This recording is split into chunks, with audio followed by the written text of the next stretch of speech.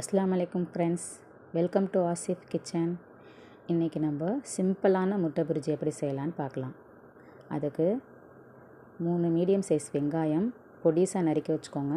அதிலே காஞ்ச மிளகா, கருவேப்பிலை எல்லாமே போட்டு வச்சுக்கோங்க. 3 முட்டை எடுத்து வச்சுக்கோங்க. இவ்வளோ தான் நம்மளுக்கு, 2 பொருள் தான், அது மசாலாஸ் அவ்வளோதான். எண்ணெய் காய வச்சுக்கோங்க. கடாயில் உங்களுக்கு தேவையான அளவு எண்ணெய் ஊற்றிக்கோங்க. எவ்வளோ எண்ணெய் வேணுமோ அவ்வளோ நீங்கள் உங்கள் இஷ்டம்தான். எண்ணெய் ஊற்றிட்டு எண்ணெய் நல்லா காஞ்ச உடனே கடுகு உளுந்த பருப்பு போட்டுக்கோங்க. கடுகு உளுந்த பருப்பு போட்டு நல்லா பொரிஞ்சு வந்த உடனே இந்த வெங்காயம், காஞ்ச மிளகா, கருவேப்பிலெல்லாம் வச்சுருக்கேன்ல, அதை அதில் போட்டுருங்க. போட்டுட்டு அதுக்கு தேவையான உப்பு, அந்த வெங்காயத்துக்கு தேவையான உப்பு மட்டும் அப்போவே சேர்த்துக்கோங்க. அப்போ தான் வெங்காயம் நல்லா வெந்து கொடுக்கும், உங்களுக்கு சீக்கிரம் வெந்துடும்.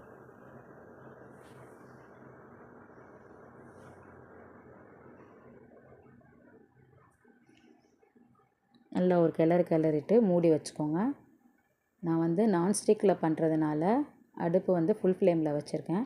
நீங்கள் நார்மல் கடாயில் பண்ணுறதா இருந்தால் மீடியம் ஃப்ளேமில் வச்சுக்கோங்க. இல்லைன்னா ரொம்ப பிடிச்சிரும். அது வெங்காயம் பிடிச்சிச்சின்னா நல்லா இருக்காது, அது கருகி போனாப்புல ஆயிரும். மீடியம் ஃப்ளேமில் வச்சுட்டு செய்யுங்க. மூடி வச்சுக்கோங்க. ஓப்பன் பண்ணி பார்த்தா தெரியும். ஒரு கிளறி விட்டு பார்ப்போம். இன்னும் கொஞ்சம் வெங்காயம் வேகணும், பத்தாது. அந்த கண்ணாடி பதம்னு சொல்லுவாங்கள்ல, அந்த மாதிரி வரணும் வெங்காயம். இன்னொரு வாட்டி நம்ம கிளறி இன்னொரு வாட்டி நம்ம மூடி வச்சுக்கோம். ஒரு 30 செகண்ட்ஸ். பாருங்கள், அடுப்பை ஃபுல் ஃப்ளேமில் தான் வச்சுருக்கிறேன். ஒரு 30 செகண்ட்ஸ் திருப்பி மூடி வச்சுருந்தோன்னா, அந்த ஃபுல் ஃப்ளேமில் வச்சதுனால அந்த நான்ஸ்டிக் கடாயினால் அடி பிடிக்காமல் அது நல்லா வெந்து கொடுத்துரும். நீங்கள் மீடியம் ஃப்ளேம்லேயே வச்சுட்டு இது கிண்டி விடுங்க, அது திருப்பி வெந்துடும். பாருங்கள், இது நல்லா வெந்துருச்சா. கண்ணாடி பதத்துக்கு வந்த உடனே வெங்காயத்தை அப்படி ஓரமாக தள்ளிட்டு நடுவில் கொஞ்சம் இடம் விட்டுருங்க. விட்டால் எண்ணெயெல்லாம் நடுவில் வந்துடும். அப்போ அந்த 3 முட்டை இருக்குல்ல, அந்த 3 முட்டையை எடுத்து அதில் ஊற்றிடுங்க.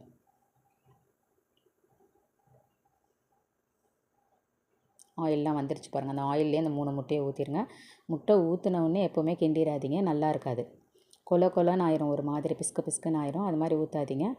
3 முட்டையை போட்டுட்டு அந்த 3 முட்டைக்கு தேவையான உப்பு போட்டுட்டு மஞ்சத்தூள் கொஞ்சம் ஆட் பண்ணிக்கோங்க. மிளகாத்தூள், வெறும் மிளகாத்தூள், தனி மிளகாத்தூள் சொல்லுவாங்க, அதை ஆட் பண்ணிக்கோங்க. 2 மசாலாஸ் தான், வேறு எதுவுமே நீங்கள் ஆட் பண்ணிக்காதீங்க. உங்களுக்கு தேவைப்பட்டால் பெப்பர் பவுட்ரு போட்டுக்கோங்க. எனக்கு பெப்பர் பவுட்ரு ஸ்மெல் பிடிக்காதனால நான் அதை போடலை. உங்களுக்கு பிடிச்சிருந்துச்சின்னா நீங்கள் கொஞ்சோண்டு பெப்பர் பவுட்ரு ஆட் பண்ணிக்கோங்க. கிண்டாமல் மூடி வச்சுருங்க அப்படியே. இதுவும் அதே மாதிரி 30 செகண்ட்ஸ் தான்.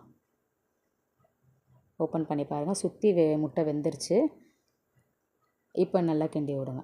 இப்போ நல்லா உதிரியாக வரும் இந்த முட்டை.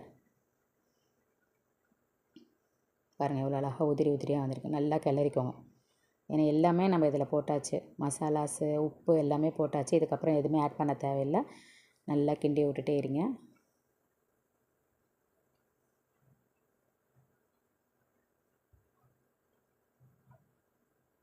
நீங்கள் கிண்டி விடையில அடுப்பை ஃபுல் ஃப்ளேமில் வச்சுக்கோங்க.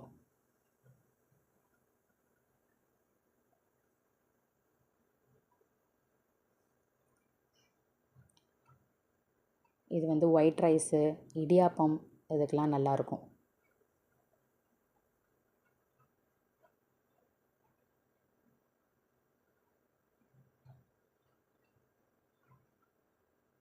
அவ்வளோதான், முடிஞ்சிருச்சு.